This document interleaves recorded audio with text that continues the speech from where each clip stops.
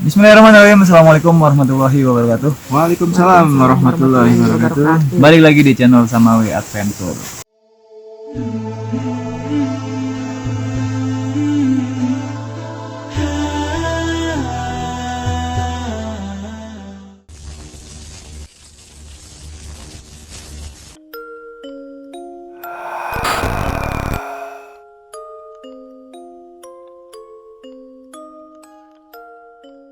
gitu kan. Tapi secara fisik mereka Biasa, seperti manusia. seperti manusia biasa. Semua sudut gunung itu tuh penuh dengan aroma yang nggak enak lah di hidung.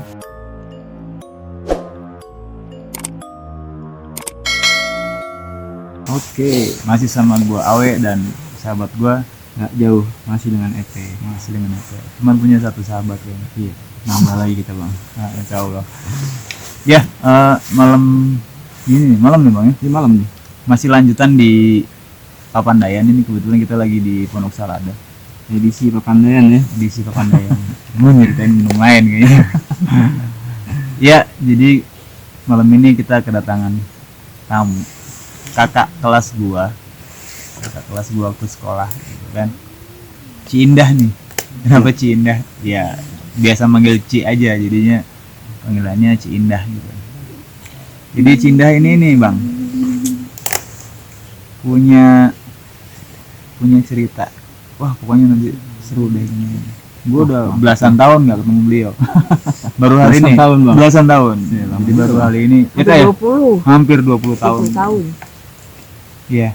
Jadi nanti Cinda yang akan ceritain deh. Oke. Ya kak ya. Oke. Manggil kakak apa Cici? Iya sih gue bingung. Kakak aja kali ya. Kakak aja deh kak ya. Biar familiar ya. Ya wes. Nanti Kak Indah yang akan coba jelasin, coba ceritain apa sih yang beliau rasakan, apa sih yang beliau temui sejauh ini. Siap. Ya. Sebelumnya kakak boleh kenalin dulu kakak siapa dan boleh dilanjut deh ceritanya itu apa. Silakan kak. Halo, nama saya Indah, biasa dipanggil Enci. Ini pengalaman saya waktu naik Gunung Lawu tahun 1999. Jadi saya naik gunung itu dari teman sekelas juga, kurang lebih 6 orang, 2 perempuan 4 laki. Jadi image saya itu Gunung Lawu tuh nggak ada yang namanya mistis gitu kan, itu ya biasa aja lah kita naik gitu kan, Namanya gunung umum lah ya. umum gitu kan. Jadi pada saat kita sampai sana, kita kan naik dari Cemoro apa, kalau saya ingat-ingat Menurut ya, kandang. Cemoro Kandang gitu, apa Cemoro saya lupa lah ya itu Emang kan. cuma dua itu sih. Awalnya dari Cemoro. Gitu kan. Jadi Tawangmangu intinya sih naiknya dari Tawangmangu gitu kan. Kandang berarti. Ya, Nah, dari jadi Cemoro kandang ya kak. kita naik memang sempat di warning sama petugas gunung. Jadi mereka bilang hati-hati, ada trek yang memang seminggu sebelum kita jalan itu kecelakaan gitu. Dalam artian ada 40 santri, 39 itu meninggal di tempat. Satu hidup tapi cacat gitu kan ya. Itu pun diketemukannya nggak pada saat hari yang sama gitu kan. Gitu. Intinya mereka nggak suka karena image-nya Gunung Lawu itu Garon itu udah musrik, sudah banyak dipakai orang itu untuk muja gitu kan. Ya kita datang itu nggak ada gambaran seperti itu gitu kan, ya pikir ya itu mah urusannya dia gitu kan ya. Ya kita naik ya kita kaget gitu kan, kalau dibilangnya innalillah gitu kan. Jadi ada gua itu apa ya, kalau dibilang kayak kertas kuning gitu loh yang ditempel-tempel tuh kan, Kayak kertas doa gitu ya. kertas doa, tapi itu banyakan sih Latin Cina gitu kan, atau Latin Latin ya. Arab. Itu banyak ditempel-tempel di gua, bahkan ada kayak kantung-kantung darah gitu kan, terus ada kayak kemenyan atau banyak macam-macam kembang gitu kan. Dan itu nggak satu tempat yang kita dapetin, setiap ada tempat lagi itu dijadikan tempat muja. Sesajen. Dan itu banyak banget sepanjang kita jalan itu treknya mau kemenyan lah kalau dibilang. Nah kita masih santai gitu, masih santai sampai akhirnya itu kita sampai di puncak gitu. Di puncak kan kita ya happy aja, nggak ada masalah gitu kan ya. Nah pas malamnya itu kan kita bikin base campnya di situ gitu kan. Jadi ya kita tidur ya biasa gitu kan. Entah kenapa itu kayak bunyi suara tentara. Tapi kita lihat itu nggak ada. Tapi suaranya itu jelas gitu kan. Kayak suara langkah kaki. Suara langkah debak dulu gitu kan. Kan? Dan itu bisa kalau dibilang ratusan orang gitu kan. Pasukan lah ya. Dan bahasa kita nggak tahu itu bahasa, entah bahasa Jepang, entah bahasa Belanda gitu kan ya. Dan yang dengar itu bukan saya, semua temen yang ada di situ dengar semua gitu kan. Bahkan kita di tenda itu udah ketakutan gitu kan. Nah sempat ada suara seperti mereka berhenti, terus aba-aba berhitung gitu. Bahkan ada kalau dibilang ada tentara yang ketinggalan, dia kena omel gitu kan. Terus setelah itu ya mereka pergi gitu kan, tetap ada suaranya deru gitu kan, pergi. Saya sampai shock gitu kan, sampai buru-buru pindah. Saat itu juga kita pindah. Tapi gitu kan. kakak hanya dengar suara aja dengar. Tidak melihat apa-apa. Nggak ada, kosong. Jadi kita lihat dari ini ya, dari dalam tenda gitu kan, kita bisa buka itu nggak ada apa-apa, kosong. Karena di depan kita itu kayak tanah kosong gitu kan, hamparan tanah merah, itu nggak ada apa-apa gitu kan. Nah kita akhirnya pindah dari situ, agak turun ke bawah dikit, sampai paginya kita masih happy di situ karena banyak juga yang bikin tenda di situ. Jadi ada hal yang aneh buat kami gitu kan. Ini nggak sembarangan orang bisa lihat juga kan gitu. Kalau dari atas itu nggak ada apa-apa, hanya hamparan bunga bakung kalau bilang gitu, atau tanah merah. Tapi waktu kita turun itu nemuin sebuah desa gitu kan. Padahal dari atas tuh nggak ada apa-apa gitu kan. Cuman kita nggak mikir aneh lah, biasa aja gitu kan ya. Sebentar kak, desanya itu masih pada saat kakak turun sebelum sampai desa sebenarnya, berarti Iya. masih di dalam gunung Masih itu? di dalam gunung gitu kan. Ya kita masih berpikir biasa aja lah gitu kan ya. Karena memang kalau dibilang karena masih pengalaman pertama naik gunung ini belum paham trek-treknya gitu kan. Nah memang pada saat itu saya punya teman perempuan itu memang dia diganggu seperti berapa kali diajak seperti suara nenek-nenek. Dia berapa kali diajak teman saya itu kebetulan memang pada saat itu sedang haid kan, dan dia diajak, dan itu sampai stres, dia sampai nangis, aku nggak mau, ini siapa gitu kan. Pokoknya dia kalau lagi istirahat mau siang mau malam itu tendanya pasti ada suara nenek-nenek itu gitu kan. Nanti kalau saya cari itu nggak ada gitu kan. Sampai akhirnya ini nggak bisa nih tinggal lama-lamain di gunung kayak gini gitu kan, buru-buru pulang gitu kan. Karena itu sangat kalau dibilang dibanding saya pernah ke Gunung Salak atau Gunung Gede gitu kan, nggak ada pengalaman sangat mistis banget gitu kan ya. Kayak lau gitu ya? Kayak lau nggak ada gitu kan. Makanya ya semuanya sih sebenarnya kembali lagi ke dirinya gitu. Mereka berpikir alam itu atau gunung itu apa sih gitu kan. Kalau kita punya punya pemikiran positif, ya insya Allah Allah itu kasih yang baik selama kita berjalan gitu kan. Gitu. Cuman ya kadang-kadang bukan masalah kita punya pikiran jelek di sana, tapi memang ada gangguan yang hal di luar nalar gitu. Tapi ya tetap minta perlindungan kembali sama Allah gitu kan. Gitu. Tapi dan saya coba lagi di Papandayan ini nggak ada, alhamdulillah gitu kan. Tapi pada saat kakak balik ke laut, pada saat turun kakak nemuin desa itu, kakak sendiri atau sama tim ngelihat? Sama tim nggak ada apa-apa. Berarti masuk ke desa situ? Masuk desa gitu, tapi yang paling kalau bukan dibilang desa banyak orang, enggak, hanya kayak beberapa rumah gitu kan. Ada beberapa rumah, padahal dari atas tuh nggak ada rumah. Kelihatan banget gitu kan, kita lihat tembus ke bawah itu nggak ada rumah. Tapi kenapa kita turun itu bisa ada gitu kan. Tapi ada penghuni ya?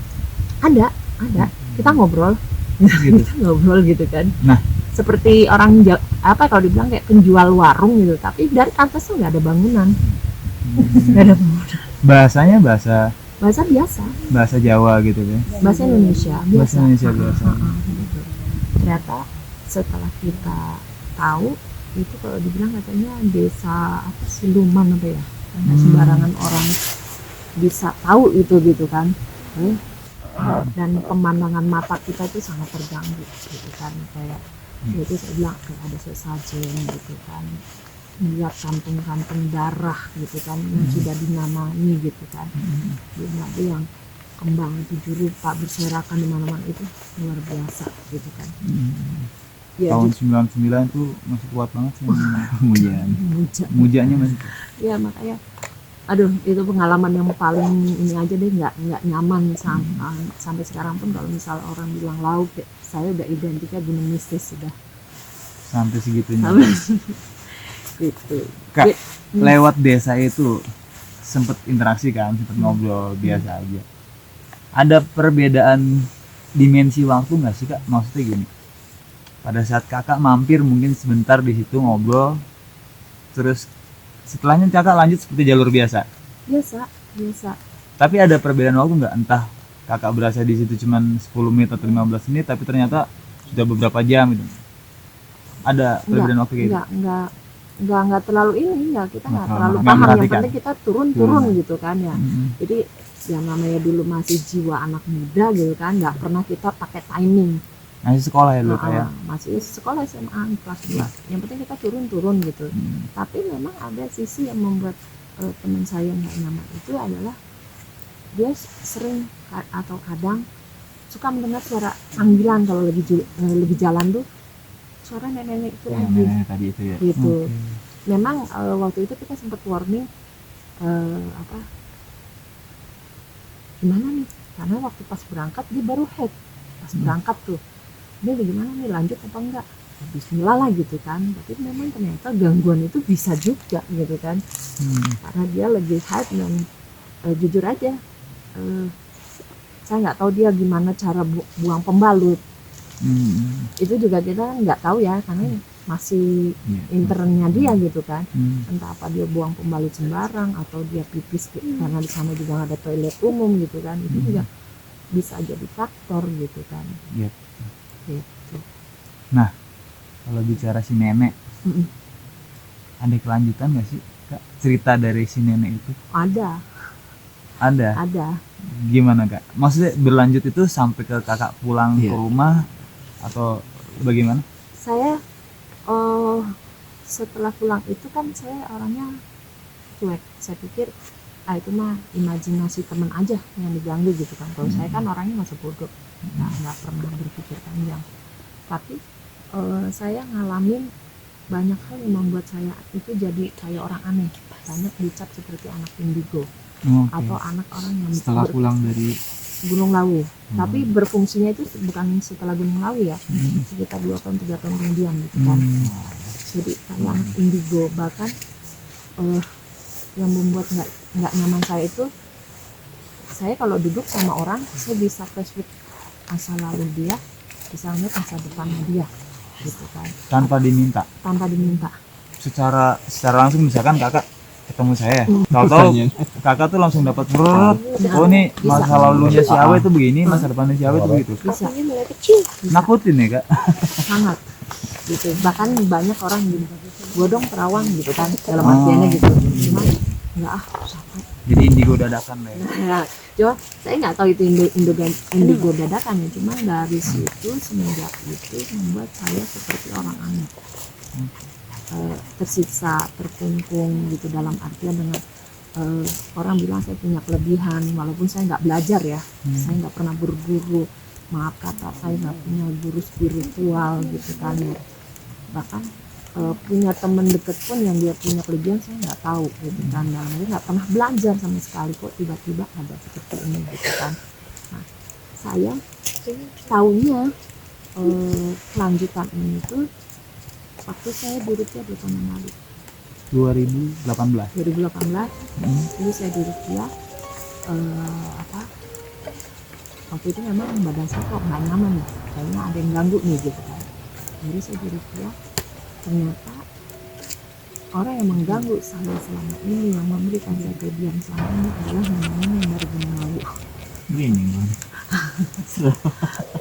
Berarti Rasa. maksudnya tapi kan awal itu harusnya di teman kakak ya. Iya, Ah. mestinya kan kayak gitu. Saya juga nggak tahu, nggak paham gitu kan, Oke. gitu. Tahu di kakak aja ya. Jadi saya juga nggak tahu, dan saya juga kaget gitu karena akhirnya saya tahu siapa sih wajah rupa nenek-nenek yang selama ganggu saya ini. Saya bisa lihat pada saat diruqyah, saya lihat gambar gitu, gambar. gambar itu langsung, walaupun mata saya tertutup, saya lihat rekam mukanya dia sendiri. Kalau boleh Hmm. dan nggak keberatan. Kayak apa sih kak? Dia berwarna merah, rambutnya bergelombang, Oke. Wajah merah. wajah tua gitu kan, yang jelas perempuan. Dan kalau dibilang dia sangat membutuhkan saya, sangat pengen memiliki saya gitu, padahal saya sendiri nggak butuh, karena saya butuh, hanya butuh sama Allah gitu kan. Semua apa yang saya minta itu pasti Allah akan kabulkan. Kalau saya percaya sama dia, jatuhnya musyrik kan, bukan mendulakan Allah kan, dalam artian gitu kan ya. Iya. Itu saya baru tahu, oh ternyata dia yang selama ini ganggu saya. Saya juga nggak tahu kenapa bisa jadi ke saya gitu kan. Kurun waktu pas sebelum diruqyah itu ada kayak panggilan balik lagi ke sana nggak? Enggak. Waktu Enggak. kejadian itu kan. Waktu di ruqyah itu sempat kan ustadznya suruh keluar, dia nggak mau. Hmm. Terus ditanya sama ustadznya, kamu maunya apa?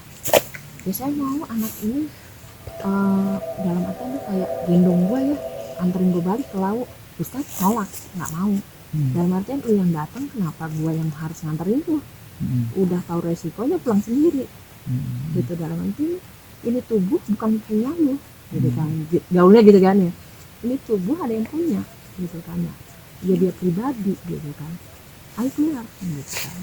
Nah, dia akhirnya dikeluarin nih, tapi itu nggak berkelanjutan sampai di situ. Nggak berhenti sampai situ aja. Nggak berhenti, dalam artian dia karena merasa nyaman dengan diri saya, terus nyerang gitu kan, nyerang dia pakai cara-cara yang lain gitu kan. Nah, alhamdulillah kemarin tuh 2 hari sebelum lebaran saya panggil lagi ustaz dengan ustaz yang berbeda gitu kan, dengan metode yang berbeda. Terus saya diruqyah, ternyata dengan adanya jin yang selama ini ada di tubuh saya, mungkin dari yang ini ya, yang dari Gunung Lawu, memang Si dia nenek ini. itu menjadi magnet jin-jin yang lain. Berarti tuh bukan secara level Tinggi. dia sudah sangat tinggi. Tinggi. Betul. Karena memang Ustadz tuh bilang ke saya, ya ibu sangat bersyukur dalam artian bisa cepet-cepet berubah, cepet-cepet mengingatkan diri itu udah salah gitu kan. Karena kalau saya bilang mereka, saya nggak nyaman gitu. Ada orang yang mengendalikan diri saya gitu kan.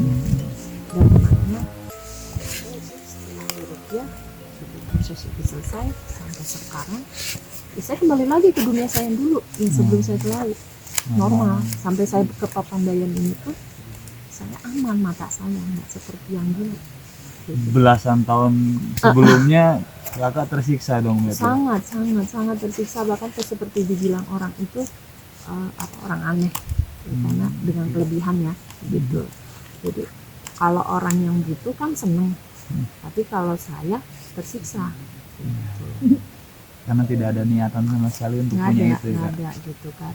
Ya saya juga bingung kenapa bisa begitu dan bertahun-tahun gitu kan. Makanya apa ya, kalau dibilang aduh, kalau misalnya ada teman ngajak ke laut, enggak deh, masih trauma. Jadi itu terakhir dan pertama kalau Iya, pertama dan terakhir kali gitu kan. ke laut ya. Gitu. Setelah ruqyah 2018 sejauh ini berarti sudah alhamdulillah kak. Alhamdulillah sudah gitu kan.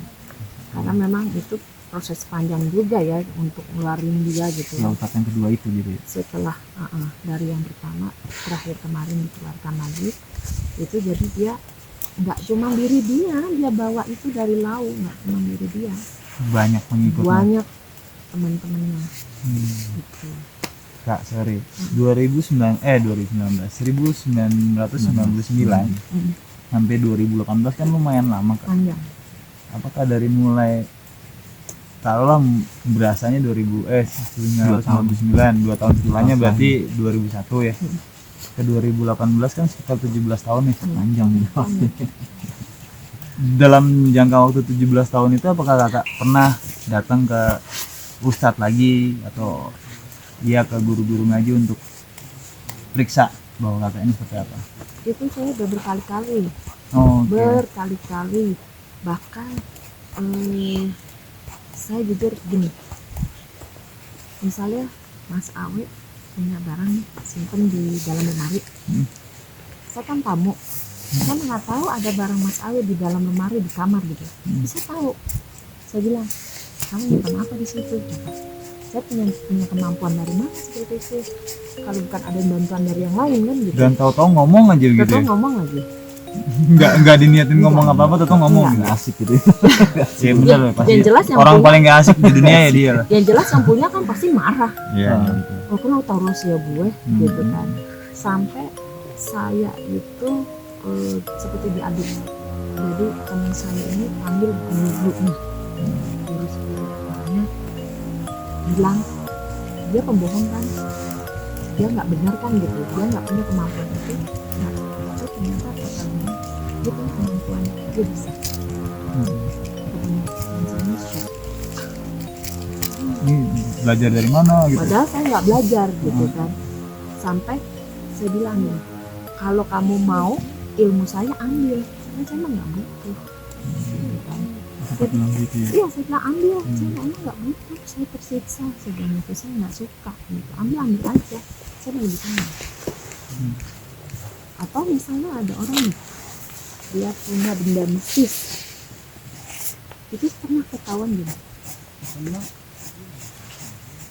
Ngapain nyimpen tali pocong di dalam lemari pakaian? Sampai nembak begitu langsung ya. Iya iya iya. Nah itulah jadinya hal-hal seperti itu tuh yang membuat orang tuh jadi Permusuhan. jadi Marah. permusuhan gitu. Padahal sebenarnya hanya mengingatkan gitu kan ya.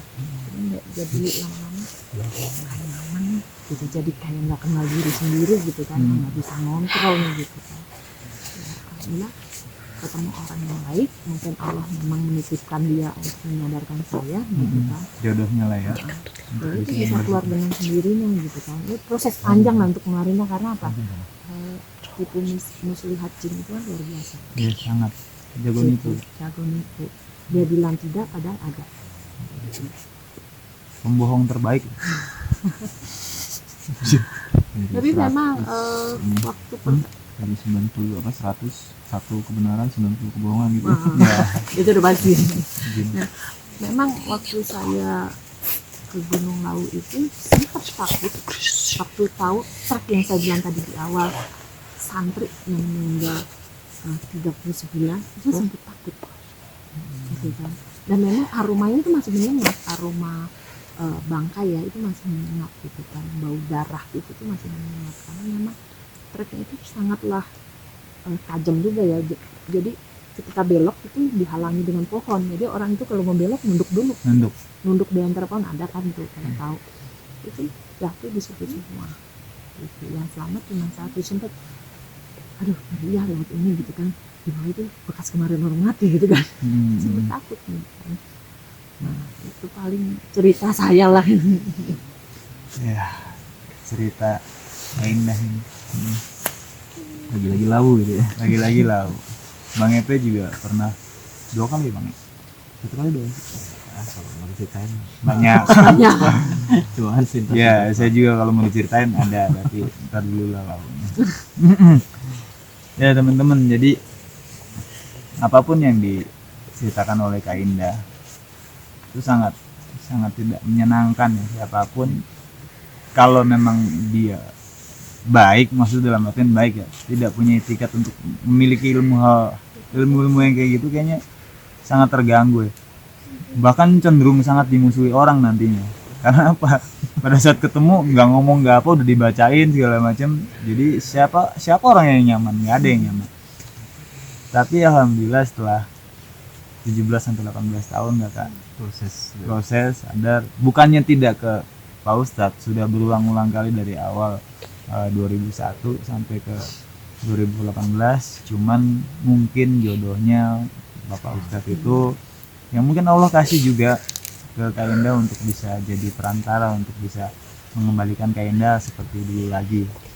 Nah, artian sekarang sudah tidak punya penglihatan supranatural, sudah bisa hidup dengan anak-anak dan suami dengan nyaman ya Kak. Itu sangat jauh lebih nyaman dibanding Nyaman banget. punya kayak gitu. mengingat levelnya juga tinggi gitu. Yes. Berat banget, berat. Iya. Poin pentingnya itu satu lah ya. Kalau misalkan kita niatnya baik dan ingin kembali lagi sama Allah, berusaha terus, jangan pernah nyerah. Kembalikan itu, buang itu nggak ada gunanya sih ya. Hanya buat siapapun yang pada saat ketempelan atau diikutin sama jin terus mereka merasa senang, gue rasa salah lah. Itu sesuatu yang salah. Karena bohongan pasti akan mulai kalau ada gitu. Tapi bisa jadi ceritanya kan bisa jadi langkah juga kalau teman-teman punya itu bisa tahu gitu. Karena kan kita nggak tahu mau kemana gitu bang. Yes, betul. Jadi siapa tahu nih, oh gue mau dibuang tapi mau kemana Iya, segala mau kemana, macam. ya, bisa. Coba temuin Pak Ustadz lah, atau Pak Guru ngaji, siapapun Jangan yang, sampai salah langkah iya, jadi dosa lagi. jangan ke dukun. Kacau urusannya. Kak Indah punya referensi mungkin gitu ya. Ya boleh nanti Insya nanti Allah. bisa tag lewat ke sama Sama we, we, tanya nanti sama we bantu informasi Allah, mesti kemana sih buat teman-teman kita jadi mediator. Iya, hanya menyampaikan saja. Oh iya ini mediator rukyah sama we adventure, terima broker rukyah. Broker rukyah. Oke, itu aja teman-teman, merasa lumayan creepy ya gitu kan. Enggak Iya. begini. Nenek itu mudah-mudahan dia nggak ada di sini dan dia nggak datang lagi sama Kak Indah gitu kan. Jauh-jauh lah dia di alamnya. Makasih Kak Indah waktunya. Sama-sama Kak. Ya Bang Epe, ada tambahan? Biasa, jangan lupa subscribe. Oke, Jadi jangan kita lupa lupa support terus channel Sama We Adventure dengan cara subscribe ya. Dan kalau misalkan kalian suka boleh klik juga like-nya. Kalau misalkan kalian ada pertanyaan boleh juga kalian tanyakan langsung di kolom komentar. Makasih teman-teman. Siap. Salam santai. Assalamualaikum warahmatullahi wabarakatuh. Waalaikumsalam warahmatullahi wabarakatuh.